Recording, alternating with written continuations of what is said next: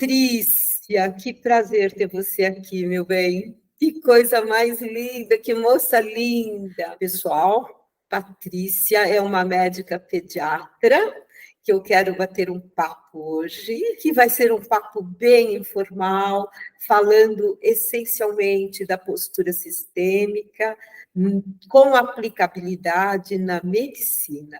E eu quero ouvir você, Patrícia. Que honra. Muito obrigada por aceitar o convite.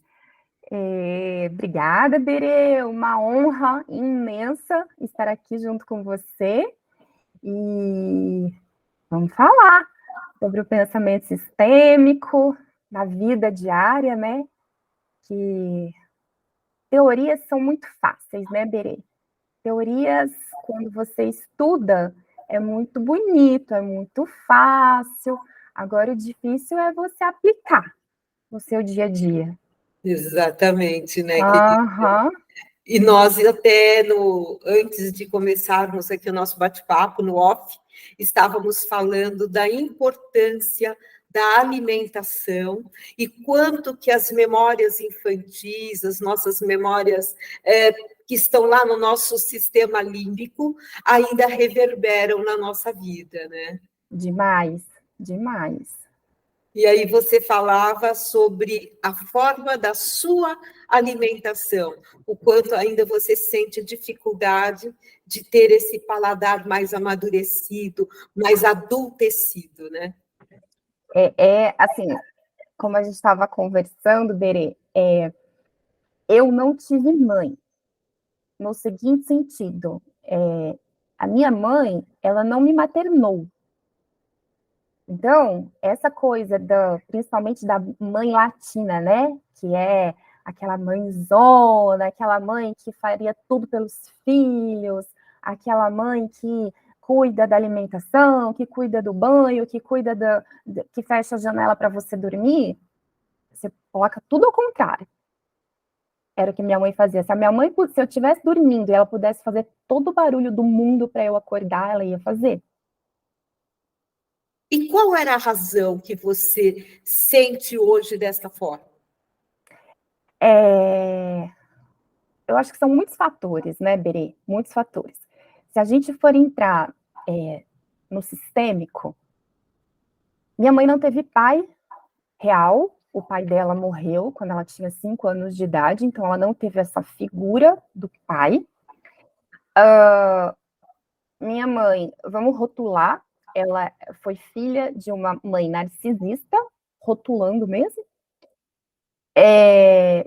Eu estou falando mãe narcisista porque eu acho que as pessoas entendem mais fácil quando a gente fala, né? O narcisismo hoje já é uma coisa mais palpável, que antigamente era tudo muito invisível, né? A maternidade narcisista era muito invisível. E a minha mãe foi filha de uma mãe narcisista. Então, não tinha a maternagem, não tinha o fazer a comida, não tinha o colocar para dormir, não tinha o vai estudar, que amanhã você tem prova.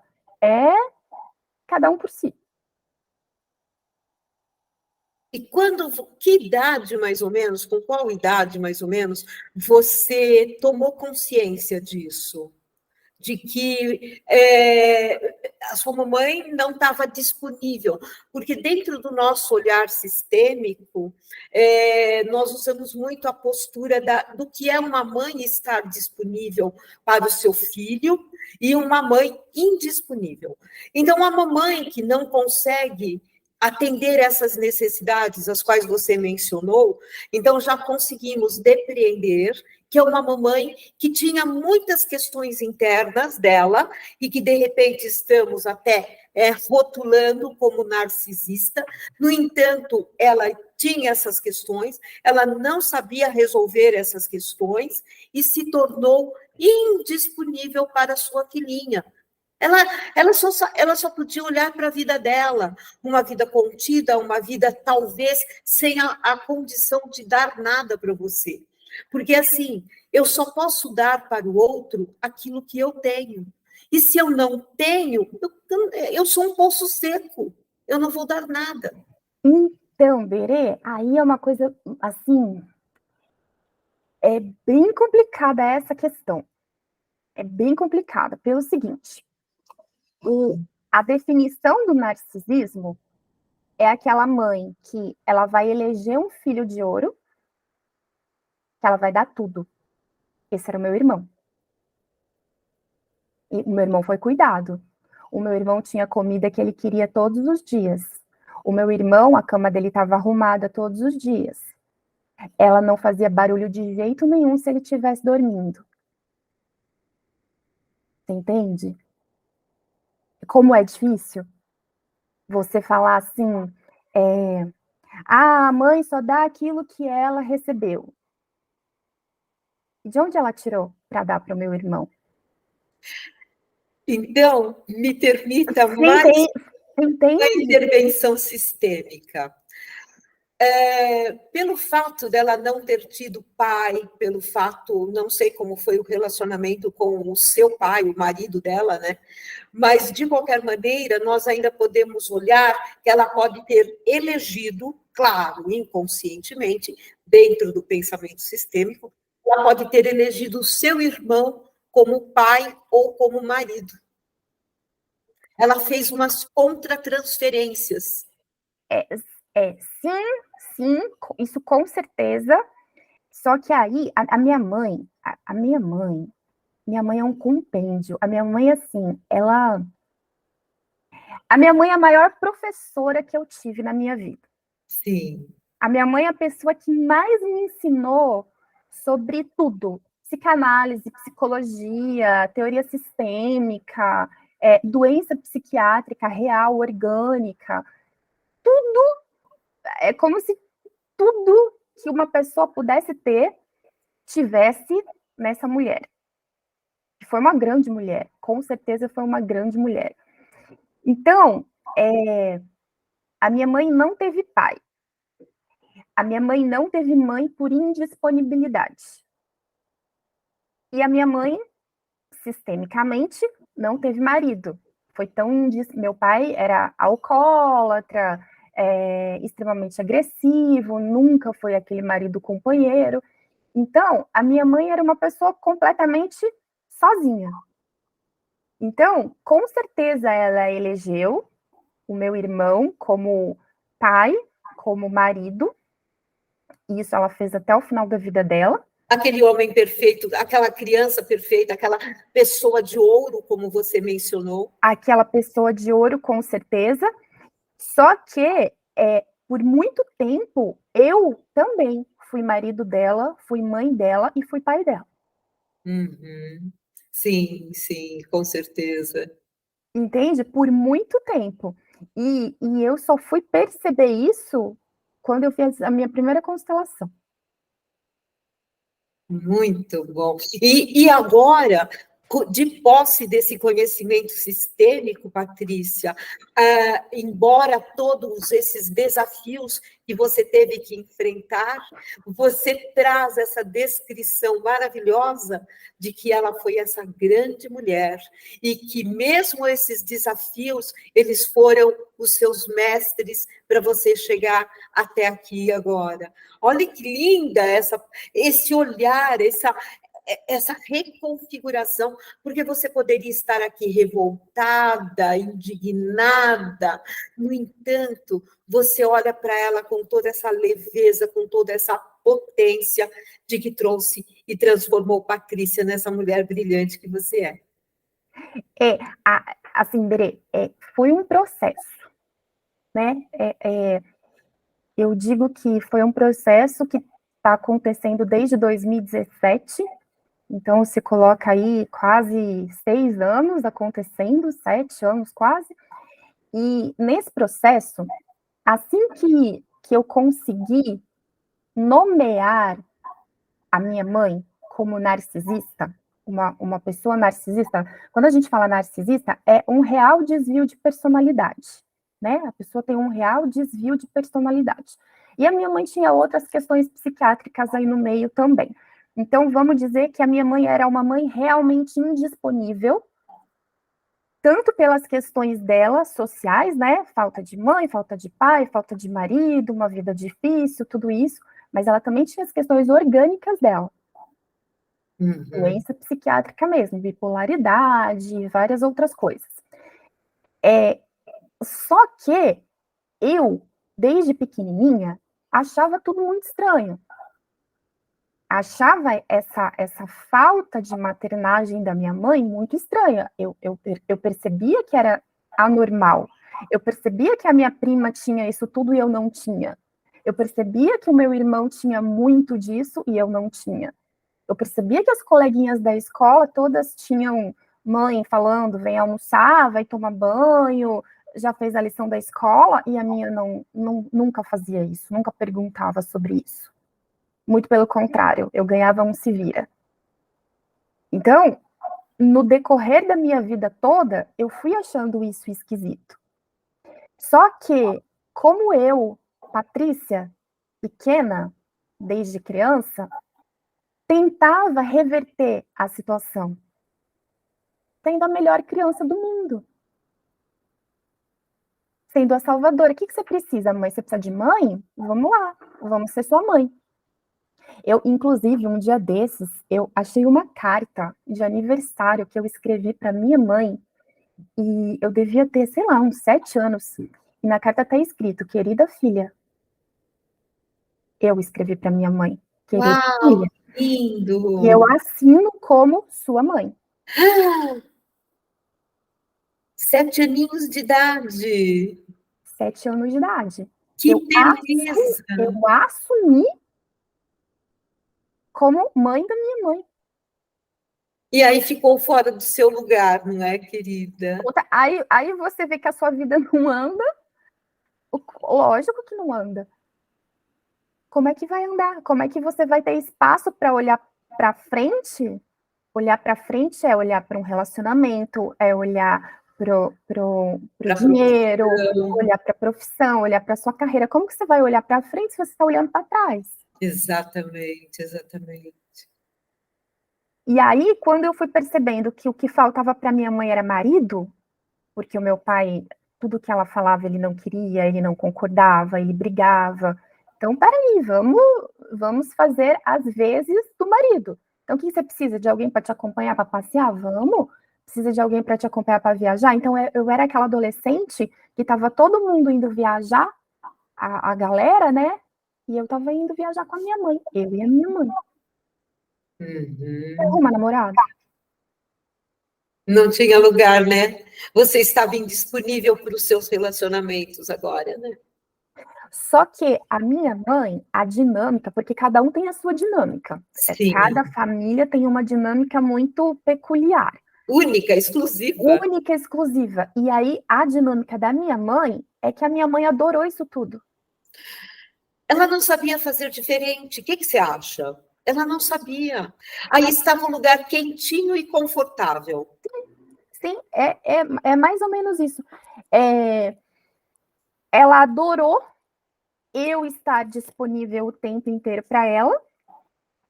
E aí foi a forma que eu aprendi sobre o amor, era essa forma. Para mim, amar era cuidar dela, fazer tudo por ela. Só que eu tinha uma alma que me chamava o tempo inteiro para o outro lado. E como era isso? E como era dentro de você essa divisão desse amor que você dedicava à mamãe e esse chamado da sua alma? Como era aí dentro? O que eu sentia de verdade, eu sentia como se fosse um buraco no estômago. Eu desde pequena, eu me lembro eu tendo muita queimação no estômago, muita, muita, muita, muita. E era como se eu vivesse literalmente 2 vidas. Eu vivia literalmente 2 vidas. Eu vivia Como era isso? Era assim, enquanto a minha mãe está aqui comigo, eu vou ser 100% da minha mãe. A hora que a minha mãe não está aqui comigo, eu consigo ser uma pessoa normal. Então, quando a minha mãe ia trabalhar, então ela não estava junto comigo, aí eu assistia televisão, porque a minha mãe era evangélica, tem esse adendo, né? Então não podia assistir televisão, não podia ouvir música, não podia ouvir rádio, não podia dançar, não podia. Nada você podia fazer. Nada. Eu era uma criança que eu tinha que ficar sentadinha no sofá olhando para a parede. E aí, eu fazia isso tudo na ausência dela. Porque tinha essas coisas na minha casa, porque o meu pai não era evangélico. Então tinha. O acesso eu tinha. Aí a minha mãe saiu para trabalhar, liga a televisão, liga a novela, liga a música, a dança. Minha mãe chegou, acabou tudo. Isso é quase um sintoma de bipolaridade, não é não? É total, né? Só que eu vou aqui pedir uma licença à medicina, e aí eu vou classificar de uma bipolaridade saudável, porque foi por isso que eu sobrevivi. Uhum. Se eu não tivesse tido esse escape, essa outra personalidade, vamos dizer, que era a personalidade era uma válvula, né? Se eu não tivesse me dado essa oportunidade, porque tem pessoas que, mesmo na ausência da mãe, não faz. Sim. Minha mãe não deixa, eu não vou fazer. Então, eu namorava escondido, porque para minha mãe namorar é inadmissível. Ficar grávida era inadmissível. Inadmissível mesmo. Isso eu não estou falando de uma menina de 12, 13 anos. Para minha mãe ficar grávida, namorar, eu estou falando de uma menina de 25, 26. Para minha mãe era inadmissível. Muito forte toda essa formatação, todos esses dogmas, né? E reverberam na nossa vida agora, né? Demais! O tempo todo. Mas o dia que eu consegui, assim, uma coisa é você ser médica, você ter noção das doenças, do nome das doenças, você saber diagnosticar os outros. Quando está dentro da sua família, do seu núcleo familiar, é muito difícil você conseguir fazer qualquer tipo de diagnóstico, ainda que seja um diagnóstico sistêmico. É muito difícil quando a gente olha para a gente, né? Uhum. Então, eu fui fazer um trabalho uma vez chamado A Biografia Humana, que é um trabalho de antroposofia. Sim. E dentro desse trabalho, você vai falando os fatos da sua vida. E você não põe emoção no fato. Você não fala como você se sentiu, você não fala nada disso, você só fala fatos. Então, com 7 anos eu fui para a escola, com, sei lá, 8 anos eu aprendi tabuada, você vai falando fatos da sua vida. Com 9 anos, meu pai quase foi embora de casa com a faxineira. Quando eu tinha 13 anos, que eu fui contar para minha mãe que eu gostava de um menino, minha mãe falou que isso era um absurdo. Então, e você não põe emoção. Você não fala, nossa, eu fiquei muito triste. Você só vai falando os fatos, fatos, fatos. E depois você apresenta os fatos para a pessoa que está organizando, né? Que tá orientando o trabalho. E aí eu me lembro que quando eu apresentei todos os fatos, ela virou para mim e falou assim: você sabe que você é filha de uma. Como que ela falou? Ai, meu Deus, me fugiu o nome. Psicopata. Foi o nome que ela usou. Você sabe que você é filha de uma psicopata. Você sabe que tudo que você está me falando, e eu nunca tinha pensado por esse ponto.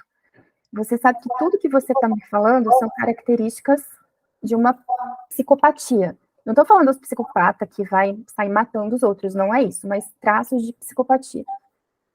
E eu não estou entrando aqui no mérito de por que ela era dessa forma. Só estou entrando no mérito de características dela.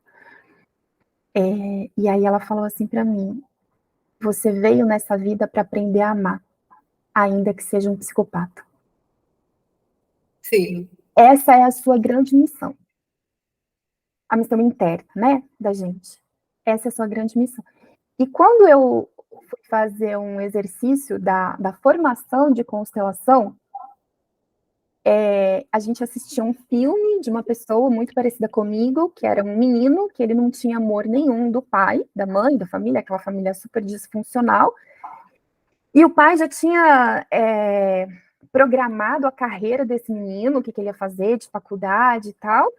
E esse menino tentava, de todas as formas, dizer que ele não queria fazer aquilo, ele tentava ser notado dentro daquela família totalmente disfuncional, cada um pensando no seu problema, e até que um dia ele resolve que ele vai embora de casa.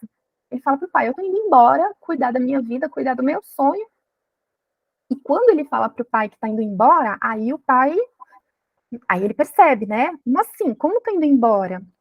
E aí, a história, todo o enredo se passa fora do país e esse menino está indo para um porto, pegar um navio e ir embora. E aí o pai chega para ele no meio do porto, no cais do porto e fala assim, como assim você está indo embora? Eu fiz tudo para você, eu te dei tudo. Aí, como é um filme sistêmico, não sei se você já viu eu não lembro o nome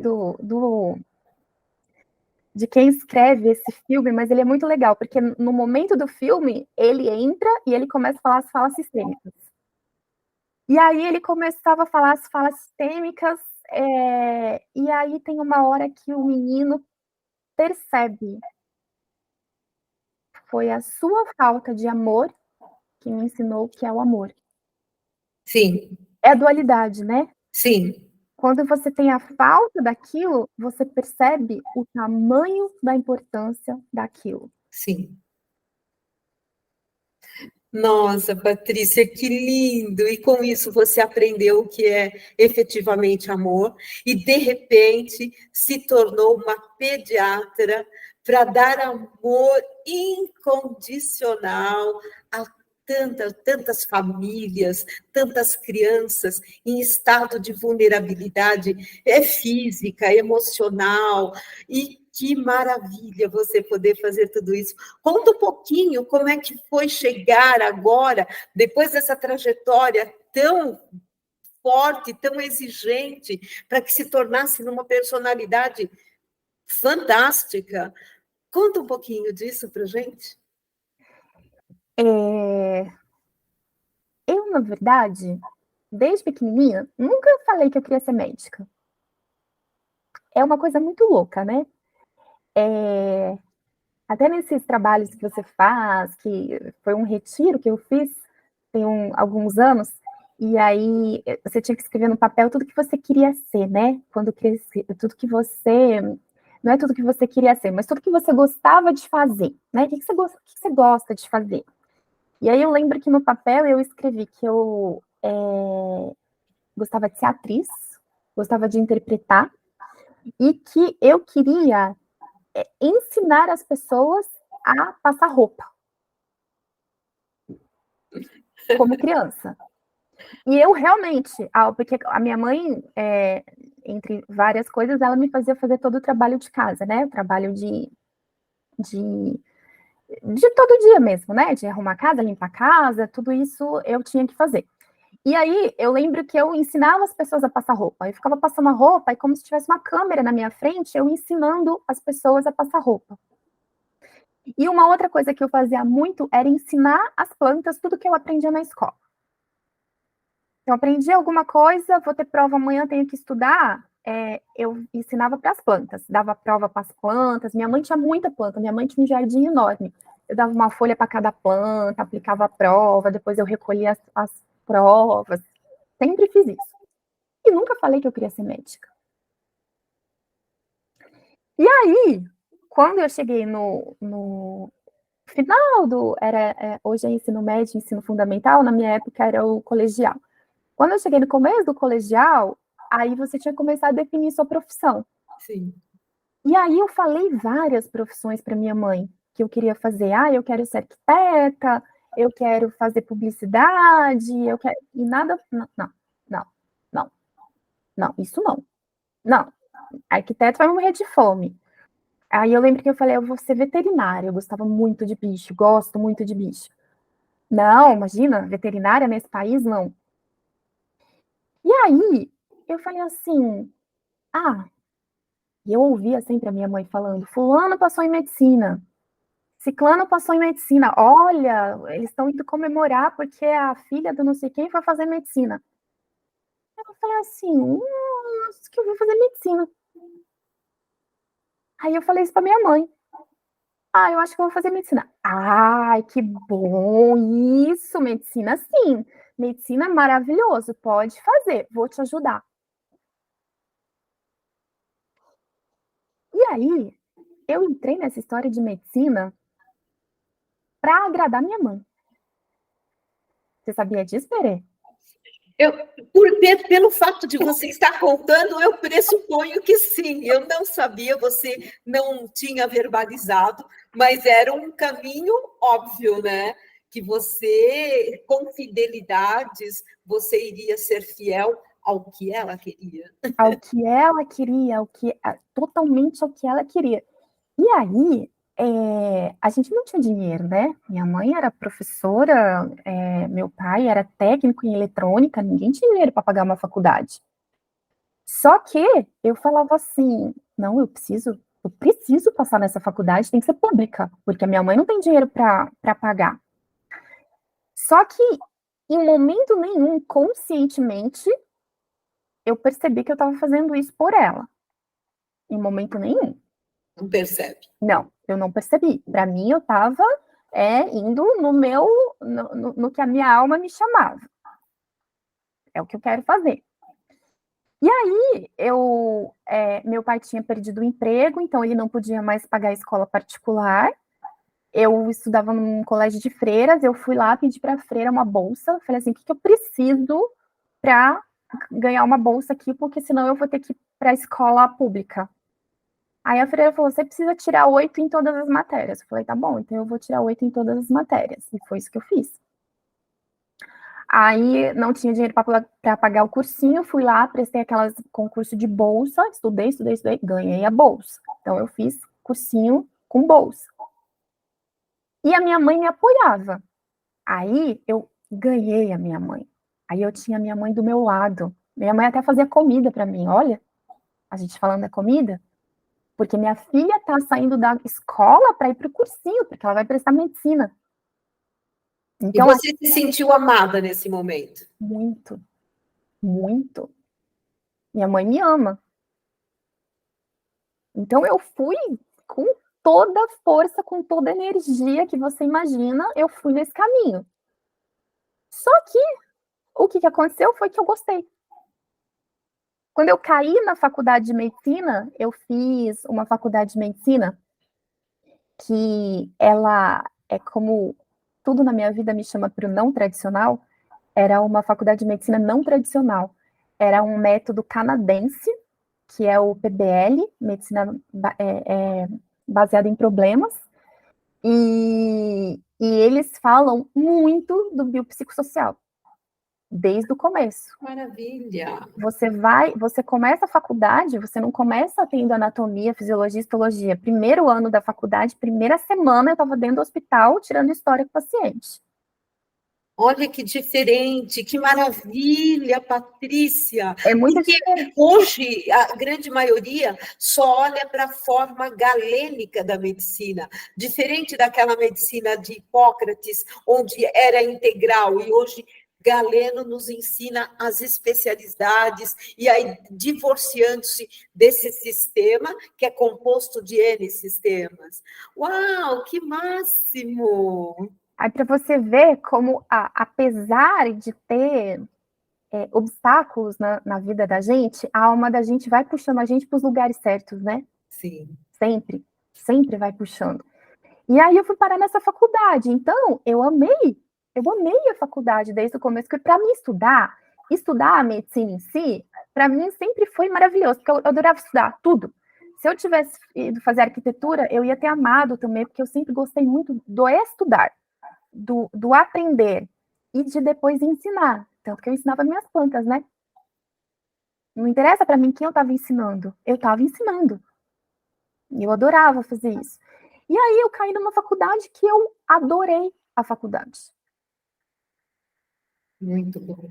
E aí, durante a faculdade, eu já comecei a estudar demais toda essa parte mãe-bebê. Desde o começo, tudo que tinha lá, que você vai lá, começa a estudar psicossomática, aí eu estudava muito Melanie Klein, Winnicott, tudo isso eu comecei a estudar dentro da faculdade. E isso começou a trazer compreensões para você. Muita compreensão. Assim, eu estudei muita teoria que hoje eu já não acredito, que hoje já está mais ultrapassada, mas coisas muito da psicanálise, né? Muito freudiano, muito de Ana Freud também, que também eles assim foram pessoas maravilhosas. Sim. Que abriram portas para um conhecimento que na época era tudo um grande absurdo. Sim. Né? Mas hoje, com o passar, né, nesses últimos 100 anos, o tanto que a gente aprendeu de neurociências e o tanto que a gente aprendeu realmente de vida intrauterina, que nada disso eu aprendi na faculdade, e que, aliás, a faculdade continua ensinando a mesma coisa de 30 anos, 50 anos atrás. Sem se atualizar, né? Eles não se atualizam, eles continuam tradicional, assim. O mundo está andando, está girando, e a psicologia tradicional e a medicina tradicional está tudo parada no tempo e no espaço. E a gente tem hoje muitas formas de tratar. Não só o corpo, mas a mente, o espírito, as emoções, que é essa medicina integrativa. Sim. Que é a medicina do Hipócrates, que é a medicina que a gente precisa resgatar. Sim, com certeza.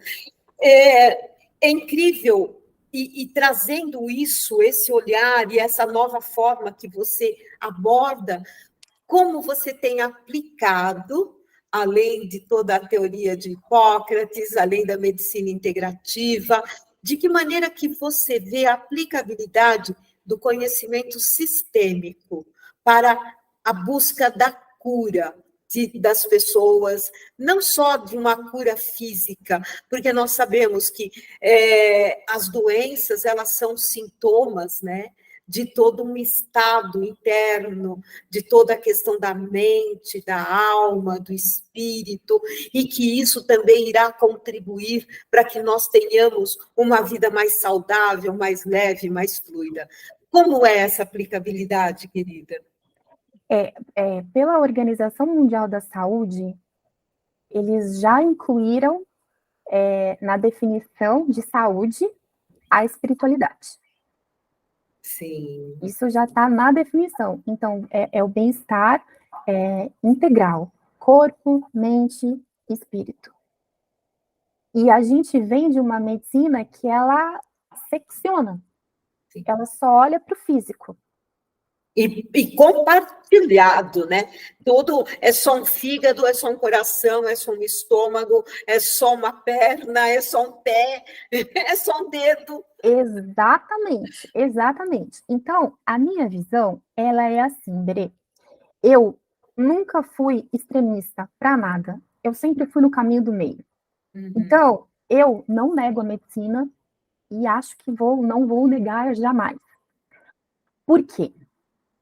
Porque nós estamos nesta dimensão. Sim. E nesta dimensão, nós temos um corpo físico.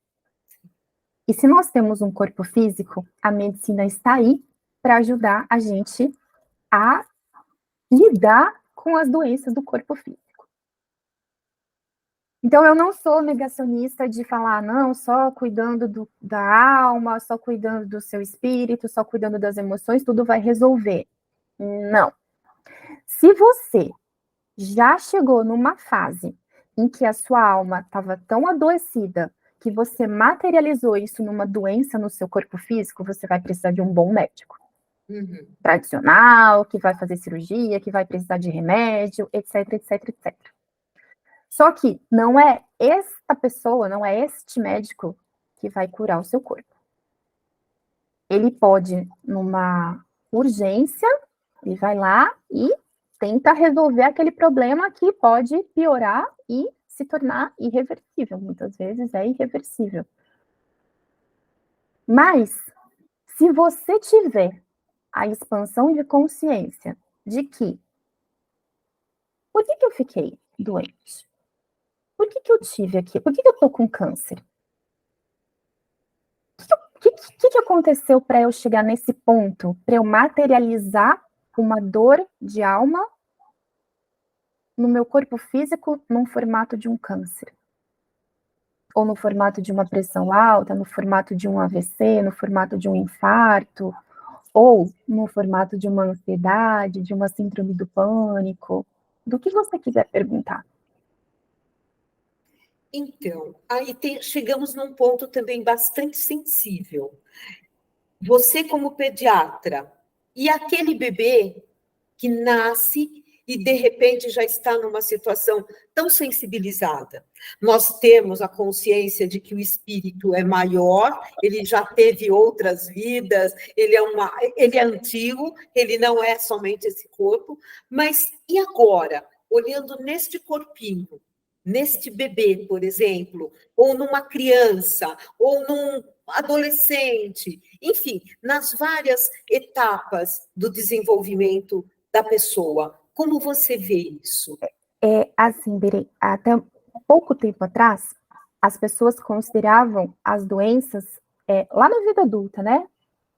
O câncer lá na vida adulta, a pressão alta lá na vida adulta, o AVC, então vamos cuidar da infância para que a gente não tenha os problemas lá na frente. Só que às vezes o problema lá na frente já é o problema do bebê. O bebê já é o lá na frente. Por que ele é o lá na frente? Porque ele começou como um zigoto. Zigoto é juntar o óvulo com o espermatozoide e vira uma célula que é o zigoto. Ali começou. Então, ali, dentro da mãe, a mãe já está vivendo uma vida, a mãe já está passando pelos seus desafios, a mãe já está tendo estresse, a mãe já não está tendo alimentação adequada, a mãe já não está fazendo atividade física, a mãe já tem 1 milhão de questões. Tudo isso vira estresse, cortisol, adrenalina, cordão umbilical, passou para o bebê. Sim. Bebê já nasce estressado. Sim. Bebê não dorme, bebê não mama, bebê só chora, bebê tem refluxo, bebê tem cólica. De onde que vem isso? Estresse. Bebê tem câncer. Bebê tem doenças complicadas. Antigamente, tudo era reducionista, né? É genético. Simplesmente a culpa é da genética. Sim. Hoje, a gente sabe que tem doenças genéticas, sim, claro, tem, mas isso é mais ou menos 5, 8% no máximo das doenças. Muitas, a grande maioria, depende da ambiência, depende do ambiente. É o que nós podemos chamar de epigenética, desde o momento da concepção até todo o desenvolvimento, e até hoje que estamos recebendo essa influência epigenética, né? Exatamente. Exatamente. A epigenética, ela vem para falar exatamente isso para você. Você não está fadado ao seu eterno trauma. Não. Você pode mudar isso. E aí vem o pensamento sistêmico como uma forma, porque existem várias, né? Mas uma forma de você acessar o inconsciente daquela pessoa é uma técnica, na verdade, né? Em última análise, uma constelação familiar ela é uma técnica de acesso ao inconsciente. Sim. Onde você consegue encontrar o trauma, o que traumatizou aquela pessoa, seja bebê, criança, seja uma pessoa que às vezes nem está mais entre nós, você consegue descobrir o trauma, e aí, com a técnica né, das constelações, você consegue ir processando. Então, veja, minha opinião, constelação não cura nada. Não é você fazer uma constelação que você vai ser curado. Não é você fazer uma constelação, repetir frases lindas que o constelador vai te falar, que tudo vai resolver.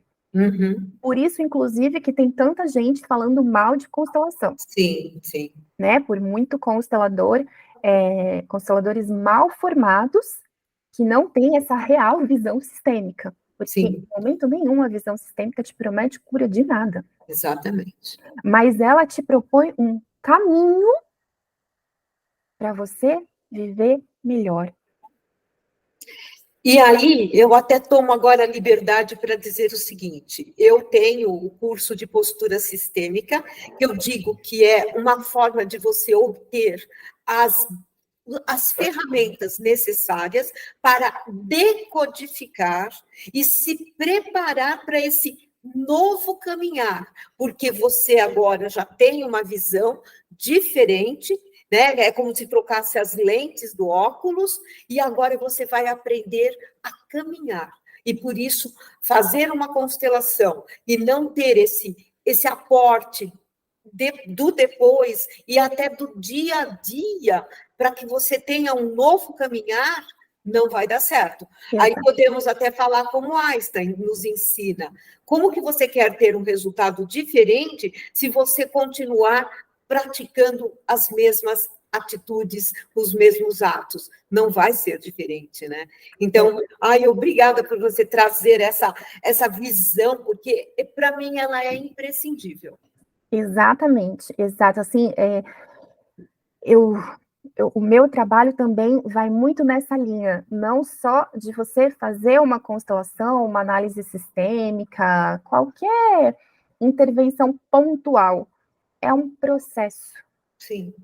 Você tem que estudar muito, né, as leis sistêmicas, o pensamento sistêmico, e ir aplicando devagarzinho.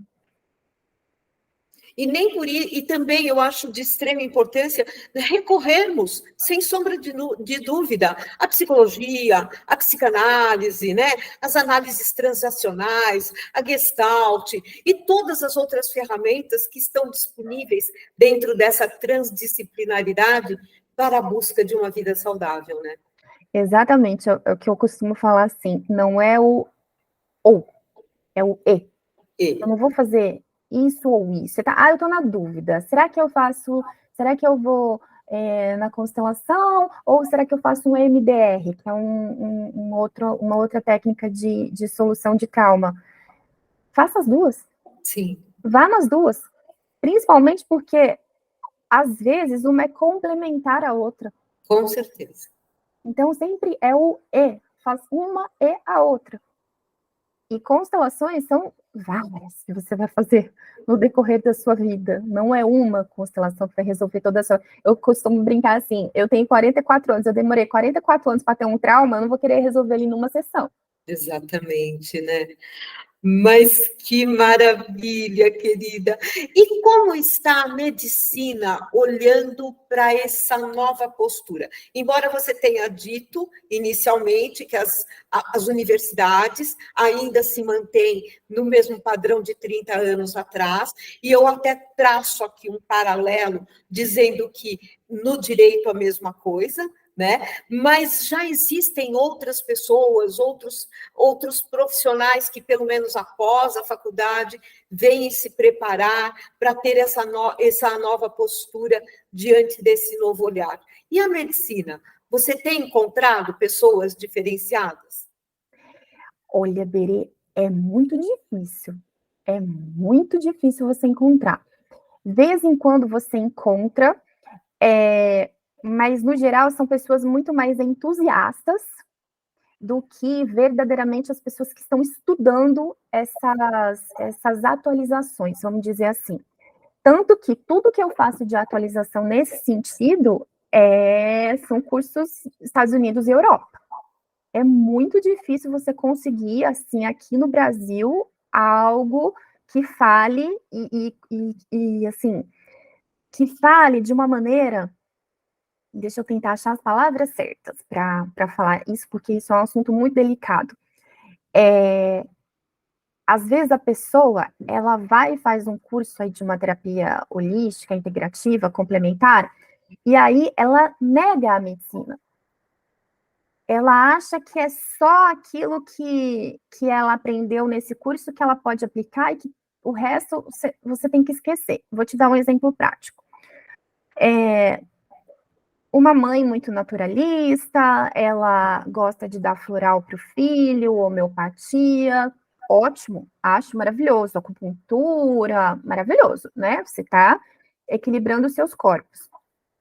Mas, de repente, essa criança começa com uma febre, uma dor na barriga e é uma apendicite.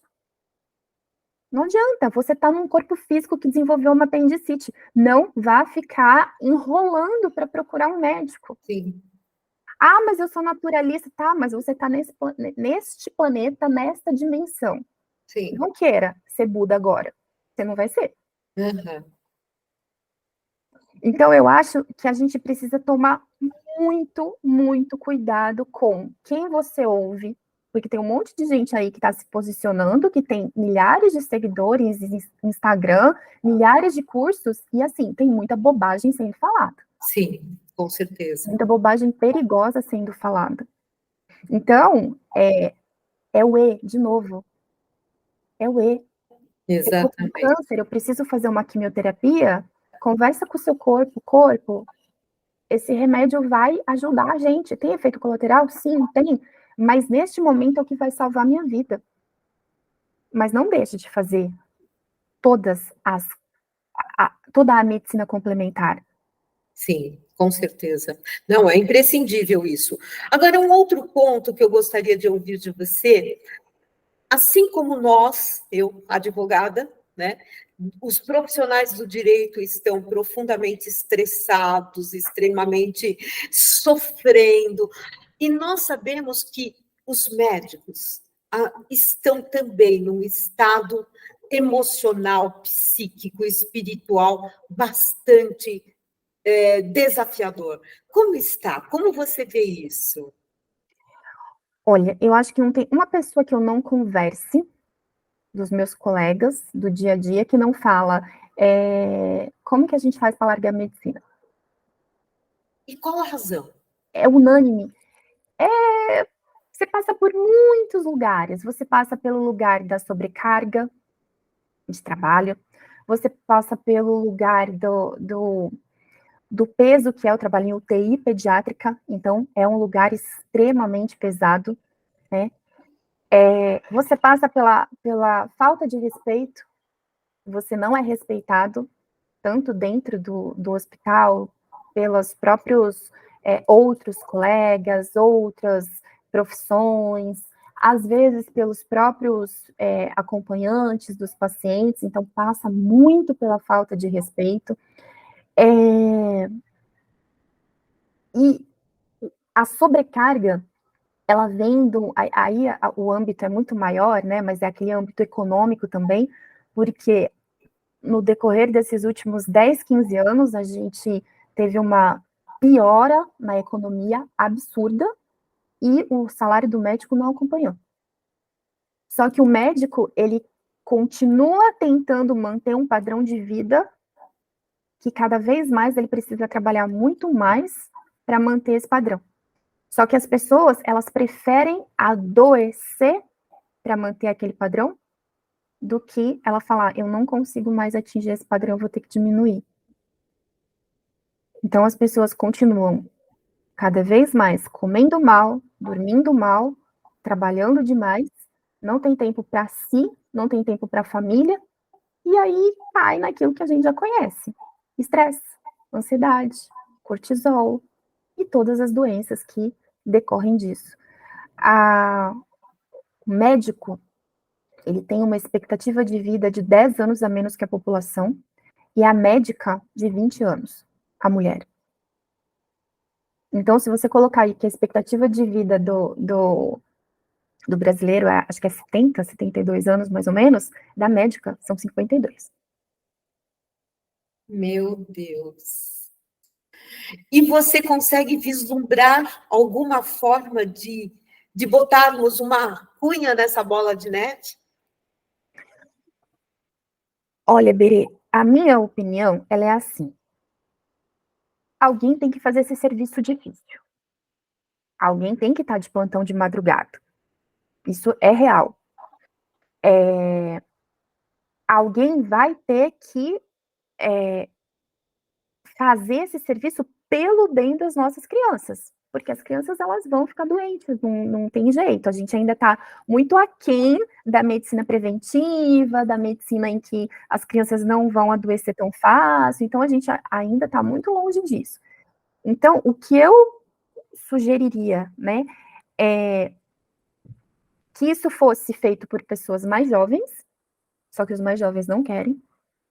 Quem está se formando agora não quer trabalhar de madrugada, não quer trabalhar de final de semana, não quer trabalhar de feriado. E aí você vê pessoas de 75 anos fazendo esse serviço. Nossa, que Entende? desafiador. Muito. Então, de repente, não sei, algum tipo de plano de carreira em que, né, os mais velhos não fizessem, né, esses horários mais estressantes. E outra coisa que eu acho que esses lugares muito insalubres, do tipo centro cirúrgico, pronto-socorro, UTI, eu acho que tinha que ter uma média de vida nesses lugares de trabalho pequena. Então, por exemplo, eu trabalho com isso já tenho 18 anos. É muito tempo. Então, se você. 5 anos. Tá ótimo. Ótimo. Porque você tá nesse mundo, você vai ter estresse. Não tem jeito. Sim, Você vai trabalhar em profissões estressantes. Alguém vai ter que ser bombeiro, alguém vai ter que ser polícia, alguém vai ter que ser o delegado. sim, Só que não seja isso a sua vida inteira. Porque aí, quanto o tempo da exposição ao cortisol, ele também é definidor de piora de morbidade, de morbimortalidade, né? De ficar doente e de morrer. O tempo de exposição. É igual o bebê pequeno. A criança pequena, quanto maior o tempo que ela é exposta a um fator estressor, seja um pai alcoólatra, uma mãe drogadita ou violência, etc. Quanto maior o tempo de exposição, maior a consequência sim. em termos de doença. Meu Deus, que papo delicioso, Patrícia. Eu quero repetir isso mais vezes. Se você... Vamos? Gente, foi divino. Quanta informação você trouxe, querida. Eu estou aqui encantada. Que tal a gente interromper agora um pouquinho Sim, e a gente retoma isso? com certeza, Berê. É um assunto que é. Esse assunto é a minha vida, você sabe. Cada vez mais eu estudo isso, né, o meu projeto é trabalhar com isso, com o pensamento sistêmico, com essa medicina mais integrativa. E vamos repetir, com certeza. Acho que conhecimento, do mesmo jeito que eu queria ensinar as pessoas a passarem a roupa, hoje eu quero ensinar as pessoas a aprender, a viver melhor. Muito obrigada, Patrícia. Muito, muito obrigada. Gratidão, querida.